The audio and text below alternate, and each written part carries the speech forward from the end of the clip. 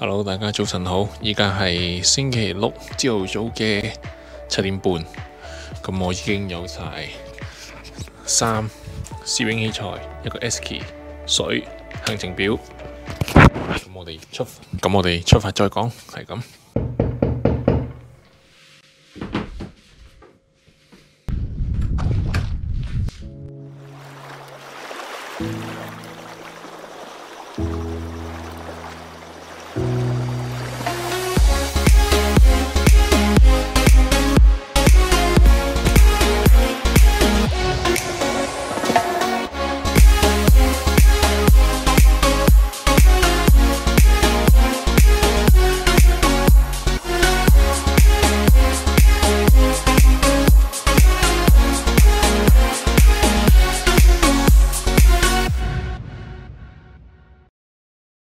Hello 啊，各位早晨啊！頭先我一篋二篋咁樣諗住去邊呢？趕住去邊呢？就係咁樣嘅。我因為嚟緊呢個星期呢，就開始轉呢個 shift 啦，又開始翻我呢個冇 weekend 嘅生活。喺我轉 shift 之前呢，就其實有幾日 day off 嘅。咁就初頭諗住，有幾日 day off 啦，喺屋企冇嘢做啦。諗住初頭 plan 幾個 day trip 咁樣玩下啦。諗下。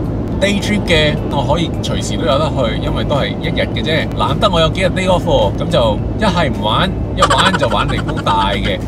咁所以就間接咗促成今次自己去 road trip 嘅呢個機會啦。咁亦都解釋咗我喺租屋片出嗰陣時呢，就喺條片嗰度已經係話咗俾大家聽，就話未來2至3個星期呢，就係會出片嘅進度慢啲嘅，就係因為呢個 road trip 嘅原因 ，plan 嘅所有嘢啊 ，book 嘅其實都係好趕嘅啫，只係得36個鐘頭，我就決定嚟呢個大嘅 road trip 啦。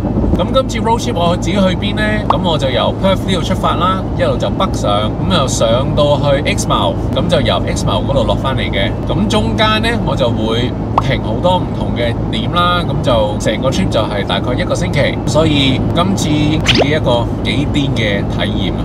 好啦，咁我依家呢就已經出咗發啦，咁就而家就北上緊，去緊我呢個第一站嘅目的地。咁我哋去到目的地嘅，再同大家講啦。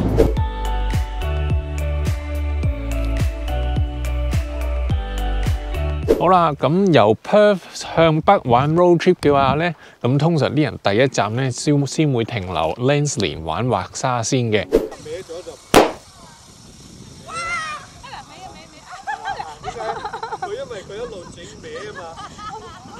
又或者嚟到 Pinnacles 呢度，即係我身後呢個地方啦，咁就去睇呢啲叫一碌碌咁嘅石嘅，好大地方都係咁樣嘅。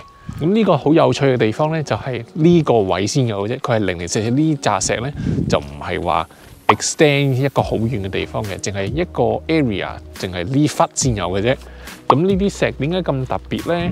咁呢啲石呢，就聽聞就係話由以前好耐以前呢，就係啲海水沖咗啲貝殼上嚟，咁就一路隨住時間嘅改變呢，咁就一路沉積，咁樣就變成呢啲一嚿嚿咁嘅石噶啦。咁呢度呢石呢，就真係奇形怪狀嘅，有高有矮，即係乜嘢形狀都有嘅。咁你可以見到其實我身後我呢嚿石呢，其實真係高過我差唔多我1個半人高。差唔多成3米高嘅呢啲，咁有啲咧就好矮嘅。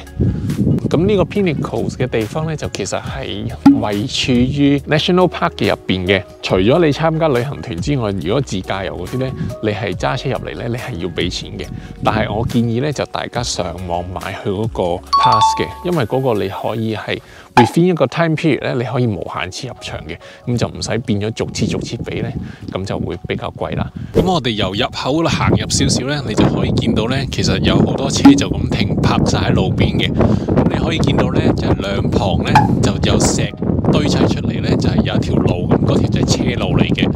咁如果你揸車入嚟咧，你就可以隨時就喺呢個 Pinnacles Drive 嗰度咧，就停喺隔離，跟住就可以落車就同啲石影相嘅。咁你可以見到咧，其實我呢個石柱咧真係超級高下，係經過好多唔知幾多萬年啦，應該先形成到咁高嘅。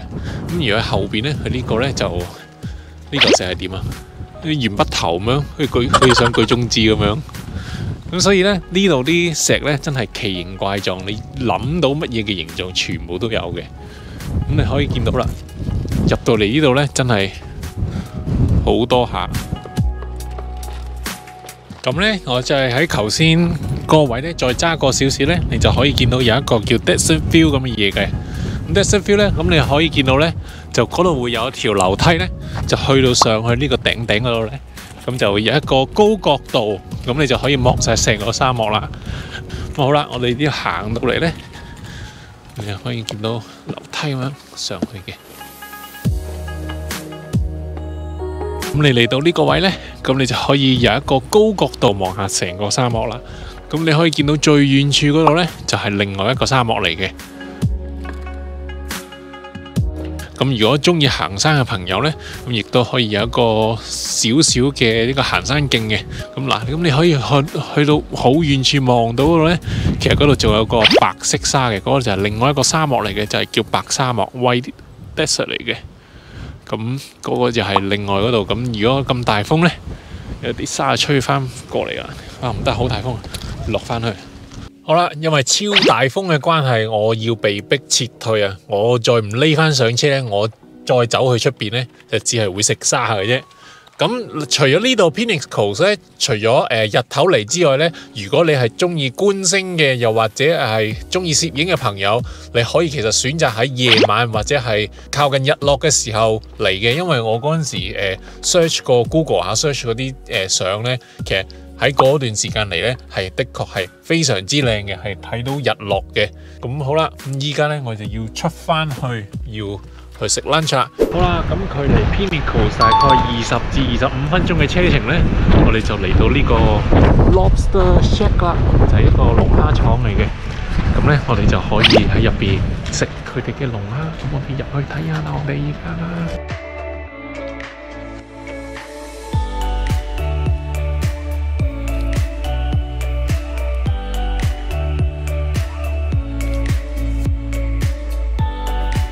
你可以睇下呢度佢個 menu 啦，呢度咁咧佢就有呢個 2-day special 嘅，咁有啲龍蝦沙律啊咁樣嗰啲嘅。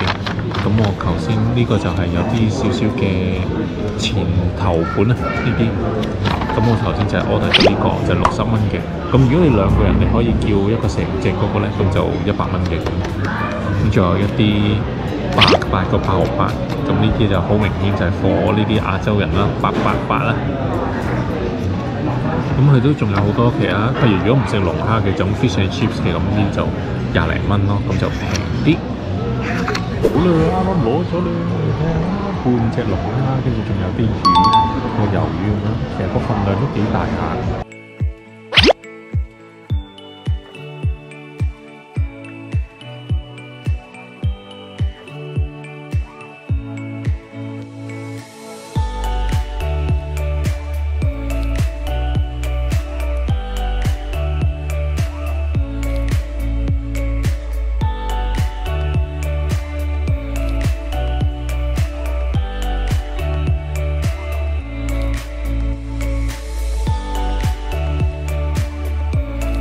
好啦，頭先我問咗佢呢，原來佢呢度可以有啲已經煮熟咗嘅龍蝦賣嘅，咁就可以有雪藏啦，或者係已經冷凍嘅。咁原來我頭先食嗰隻呢，就係叫 A grade， 就原來係跟重量賣嘅。咁如果你係需要去到好大隻嗰啲呢，佢就賣到成90蚊一 kilo 嘅。咁貴與平其實我都唔係好清楚呢度龍蝦嘅價錢係幾多，但係如果我頭先食嘅嗰隻咁都係 A grade， 佢好似唔知30零蚊嘅，咁其實我覺得都算平咯，我覺得都唔算話好貴，咁其實都 OK 喎。咁依家我已經食完啦，咁就附近呢度就冇乜嘢行嘅啫。呢度因為呢度淨係得個龍蝦廠，咁呢，我哋就開始再北上啦，就繼續上下一個目的地。Kenny, what are you doing today? You're excited? Is this your first time? Yep, first time, nervous. I don't know what to do.